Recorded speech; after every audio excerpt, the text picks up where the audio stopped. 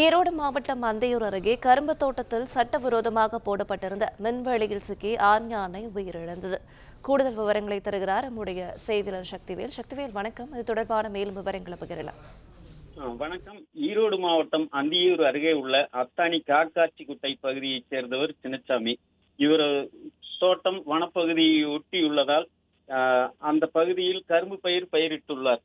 இந்நிலையில் கடந்த 3 மாதமாக அடிக்கடி வனப்பகுதியை விட்டு வெளியேறும் யானைகள் விவசாய நிலத்திற்குள் புகுந்து சேதத்தை ஏற்படுத்தி வந்துள்ளது. இது குறித்து அவ்வப்போது அந்தியூர் வனத்துறையினருக்கு தகவல் அளித்துள்ளார். இருப்பினும் யானையை அதிகம் விரட்டாததால் அதிக அளவில் விவசாய நிலங்கள் புகுந்து அட்டகாசம் செய்து வந்துள்ளது. இந்நிலையில் நேற்று இரவு சின்னசாமி சட்டவிரோதமாக கரும்பு பயிர்களை சுற்றி மின்வேலி அமைத்துள்ளார். தொடர்ந்து அங்கு வந்த சுமார் ஒரு 15 வயது மதிக்கத்தக்க ஆண் யானை ஒன்று மின்சார வேலியை தனது தும்பிக்கையால் பிடித்துள்ளது.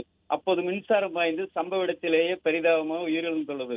யானை உயிரிழந்த தகவலை அடுத்து சம்பவ இடத்திற்கு வந்த வனத்துறையினர், மின்வாரி அதிகாரிகள் சட்டவிரோதமாக மின்சாரத்தை பயன்படுத்தியதற்காக மின்சாரத்தை துண்டிக்கவும் நடவடிக்கை மேற்கொண்டனர். அப்போது அங்கு திரண்ட விவசாயிகள் மின்சாரத்தை துண்டிக்க எதிர்ப்பு தெரிவித்து வனத்துறை மற்றும் மின்வாரி அதிகாரிகளிடம் வாக்குவாதத்தில் ஈடுபட்டனர். மேலும் சம்பவ இடத்திற்கு வந்த மாவட்ட வன அலுவலர் நாயுடுவை முற்றுகையிட்ட விவசாயிகள் யானை உயிரிழந்த சம்பவத்தில் விவசாயி தனது குற்றத்தை ஒப்புக்கொண்டு சரணடைந்த நிலையில் மின்சாரத்தை எதற்காக துண்டிக்கிறீர்கள் என கேட்டு வாக்குவாதத்தில் ஈடுபட்டனர்.